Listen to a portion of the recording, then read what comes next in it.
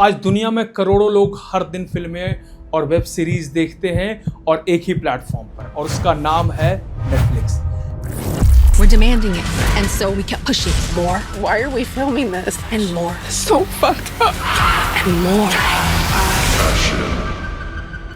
लेकिन क्या आप जानते हैं कि एक ऐसा समय था जब नेटफ्लिक्स खुद को बेचने की कोशिश कर रहा था, और जिस कंपनी को उसे बेचने की कोशिश की थी उन्होंने उस आइडिया पर हंस दिया था। लेकिन कुछ दिन बाद वही छोटी कंपनी पूरी फिल्म और टीवी इंडस्ट्री को बदलने वाली थी, और वह कहानी है नेटफ्लिक्स।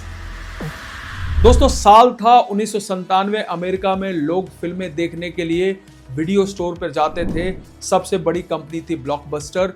उस समय ब्लॉकबस्टर के लगभग 9000 से ज्यादा स्टोर थे और हर साल अरबों डॉलर की कमाई कर रही थी। लेकिन उसी समय दो लोगों ने सोचा कि अगर फिल्में घर बैठे मिल जाए तो उनका नाम था रीड और मार्क। लेकिन नेटफ्लिक्स की शुरुआत किसी बड़ी योजना से दोस्तों नहीं हुई थी। यह शुरुआत हुई थी एक छोटे से विचार से। नेटफ्लिक्स ने एक अलग मॉडल बनाया। लोग वेबसाइट पर फिल्में चुनते थे और नेटफ्लिक्स डीवीडी डाक से भेजता था।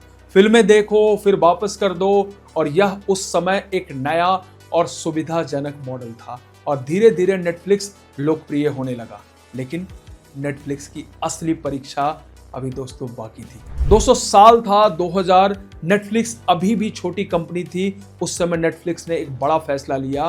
रीड गए ब्लॉकबस्टर के ऑफिस में और उन्होंने कहा कि हम नेटफ्लिक्स को $50 मिलियन में बेचना चाहते हैं। लेकिन ब्लॉकबस्टर ने उन्हें उस प्रस्ताव को गंभीरता से नहीं लिया और उन्होंने इस आइडिया पर हंसी उड़ाई। लेकिन इतिहास ने कुछ और ही तय किया हुआ था, क्योंकि कुछ साल बाद पूरी फिल्म इंडस्ट्री बदलने वाली थी। 2007 में एक बहुत बड़ा बदलाव आया। उन्होंने शुरू किया ऑनलाइन स्ट्रीमिंग। अब लोगों को डीवीडी भी लेने की जरूरत नहीं है। फिल्में और शो सीधे इंटरनेट पर देखे जा सकते हैं, और यह समय एक क्रांतिकारी बदलाव लेकर आया और धीरे धीरे दुनिया का एंटरटेनमेंट बदलने लगा। लेकिन नेटफ्लिक्स यही नहीं रुका दोस्तों। 2013 में नेटफ्लिक्स ने एक और बड़ा कदम उठाया।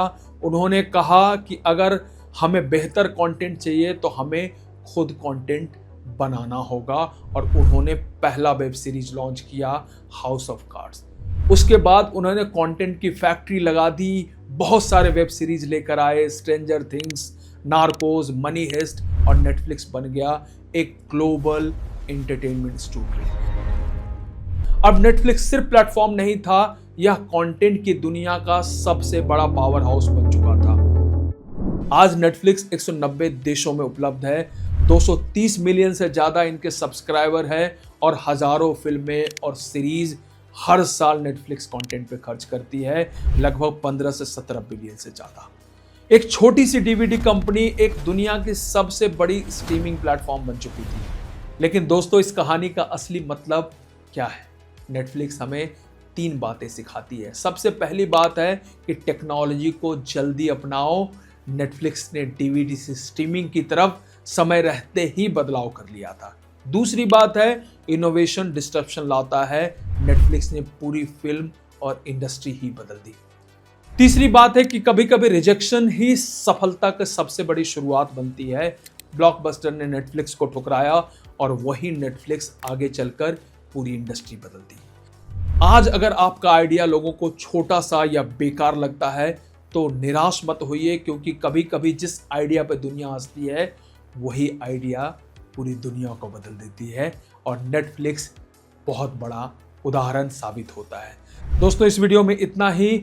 जुड़े रहें, देखते रहें और आगे बढ़ते रहें।